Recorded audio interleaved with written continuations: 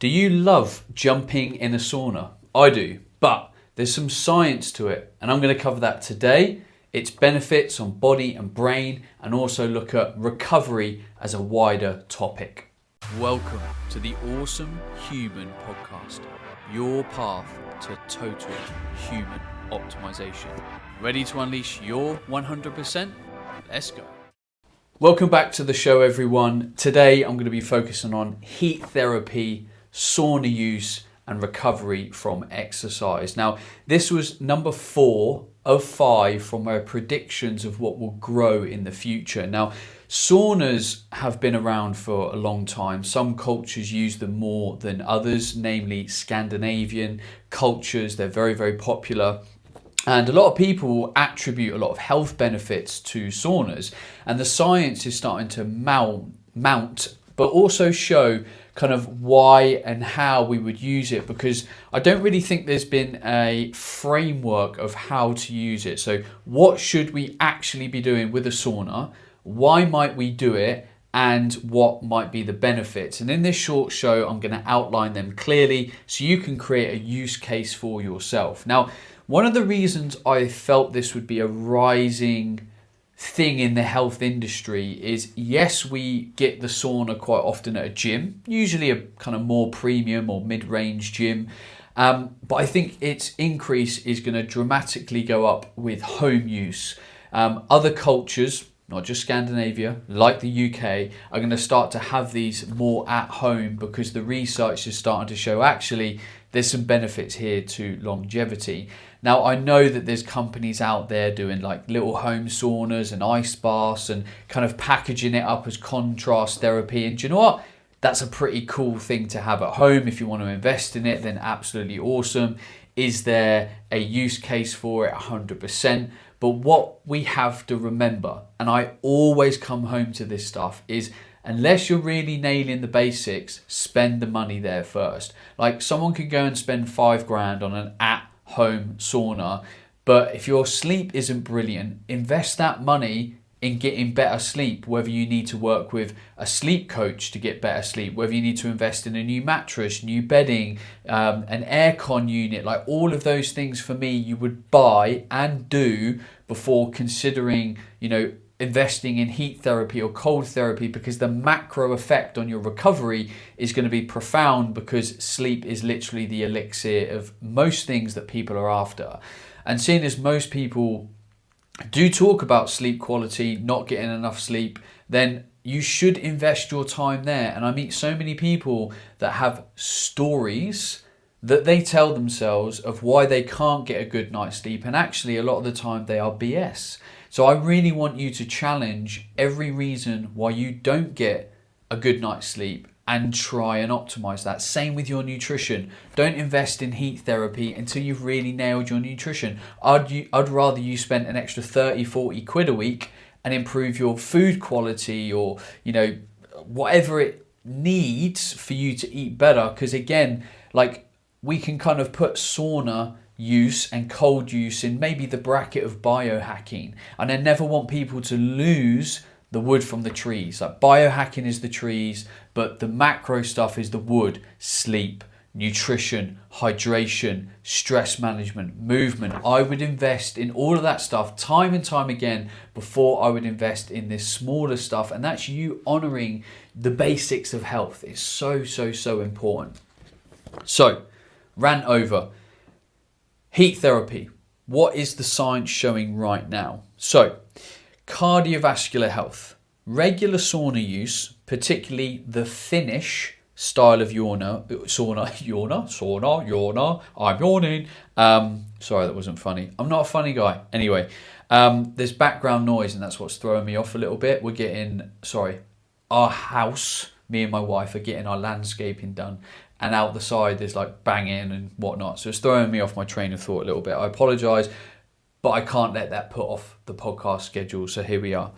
So a Finnish sauna is usually a sauna that is 70 to 100 degrees. So if you go into most saunas at a gym, they're usually like 80 degrees, and that's absolutely fine. It'll obviously be a little bit hotter the higher up you kind of sit.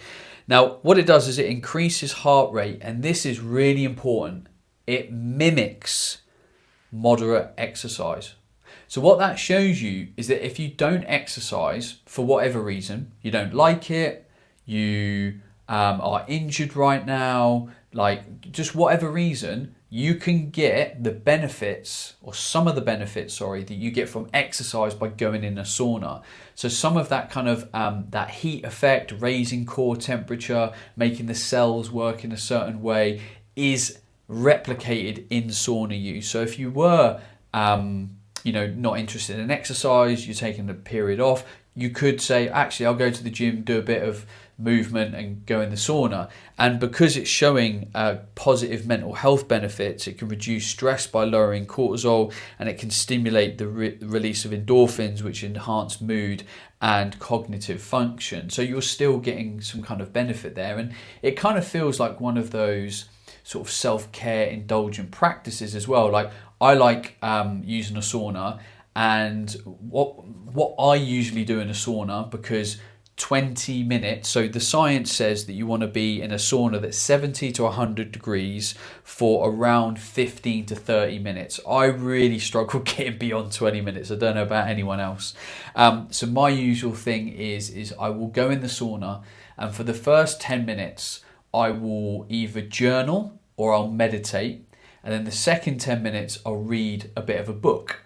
And I really enjoy that. It passes the time quite quickly. It feels like I'm kind of self-development stacking, where you're doing one thing with another thing.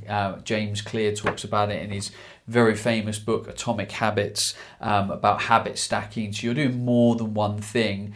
If you've got wireless headphones, which I don't use anymore because I feel they were contributing to my migraines, then you could go in and listen to a podcast while you're in the sauna if the headphones can kind of handle the heat and stuff. So you can kind of do several things. There's actually been periods of time where I've taken my phone into the sauna and I've done like some of my emails and social media on it. To be fair, my phone's only lasted about 10 minutes before it's gone, mate, I'm starting to get really hot. Can I come out of this 80-degree heat? But that has allowed me to fit it into my lifestyle a bit more easily, because sometimes, sitting in a sauna for 20 minutes when you're at the gym, you've already worked out, etc., can feel like, too much time in the gym when you've maybe got to get back to your family or whatever. Now, the frequency of benefit seems to be around 3 to 4 sessions a week. So if you do go to the gym 3-4 days a week and you can spare 15-20 minutes to go in the sauna, you are going to see increases in circulation, reductions in muscle soreness, and that is going to help you with your recovery. How you're going to be able to manage that or kind of know its effectiveness, that's going to be very subjective. I can't give you a figure, and the research data can't give you a figure of like, you can expect X% improvement in recovery, because it's going to depend on the type of exercise, the intensity of the exercise. There's going to be a lot of unknown variables. So it might be something that you say, all right, I'll give it a go. I've got the time to give it a go. Or I could have the time to give it a go if I habit stack it with something else. And that was why I, would go in and maybe do some of my emails and stuff, because, I felt, I had to get kind of more done with the time that I had. So that might be a way that you can kind of justify. Now, the other thing is it can help with detoxification and skin health. Now, again, some of these benefits come with exercise. When you exercise, you sweat. When you sweat, you detoxify. Your lymphatic system is working, a bit harder. Your skin is releasing toxins, heavy metals, and impurities. So the increase in circulation can also help with skin health overall. And there's some data on skin elasticity. So maybe reducing the effects of aging and improving your kind of overall longevity as a whole. Now, what I've not been able to find in the data is kind of, if we engage in saunas, can we put almost like a life extension number on it? I've not been able to find that. Not like the research on omega-3s and multivitamins, which I think I've talked about in a podcast recently, I can't remember. But basically, taking an omega-3 supplement and a multivitamin supplement can both help extend your life by 3 to 5 years by reducing the rates of all-cause mortality. So that's your risk of dying from any disease. That's what all-cause mortality means. So is it something that you might kind of include in your lifestyle? Completely up to you. I would one day love a sauna at home with an ice bath next to a bigger home gym. It's a bit of a goal for me for my home, but I don't have the facilities for that at the moment. It's also not something that I would invest right now because I'm putting our family money kind of elsewhere, so to speak. So if your gym has a sauna, could it be of benefit? Yeah, maybe. Like, give it a go. Is it something that you would invest in at home? If you've got the space, if you've got the money, sure. Would I do it ahead of some of the other stuff? No. You have to do that stuff. Like, if you're not sleeping well, do the work to get your sleep right. If you're not eating as well as you could be, do the work or spend more money, buy better quality food, buy more healthy instant food, like whatever it takes. These are the macro things: sleep, calories, nutrient density, getting your macros right, so having sufficient protein, fat and carbs in the right kind of balance for you in your diet, making sure you're moving lots. Like, if you want to recover well, it's good to stay moving, like just basic kind of walking every day, like just staying mobile. And I'll be honest, it's amazing what you can achieve with 5 minutes of dedicated mobility. If you just said, right, I'm just going to do a quick little flow. And this is where yoga has been of big benefit to me, because I've done a bit of yoga recently. I've learned some nice moves that feel really nice for my body. So if I just get in the lounge, and I quite often do this when my kids get up, one of my kids gets up, they want to watch a bit of telly or whatever, I'm making their breakfast, like they're having breakfast, or sometimes I'll do the yoga with them, they've got the telly on, they're kind of playing around with me as well, and I'll do a bend into downward dog, into cat dog, then I'll kind of like just stretch my shoulders out, roll my shoulders, like neck mobility, I'll go through the hips a little bit, and it's amazing once you have the knowledge, because you've invested a little bit of time doing research, maybe having a session with a coach, maybe doing a bit of yoga, of working up a little 5-minute flow that works for your body.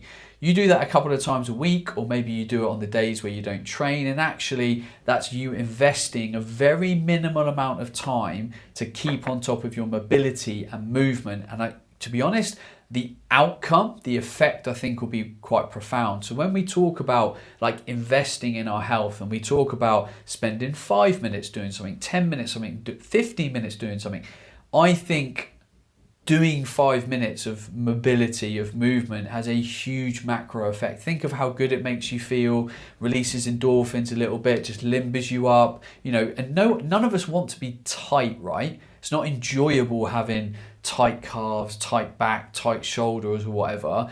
There is a way for you not to have that, but you've got to invest the time to find the answers in terms of movement and mobility and what would work for your body. Like, you could go to a mobility class and a coach says, right, do these 3 exercises, and you're like, it's not really doing anything for me. Like, the muscles that are tight in my body, for example, are different to the muscles that are tight in my wife's body, and you have to find something that works for you, and working through it and finding that little routine, I think, is hugely valuable. Now, the last thing on my list, and this is something that I'm really starting to develop an interest in at the moment, and this is magnesium.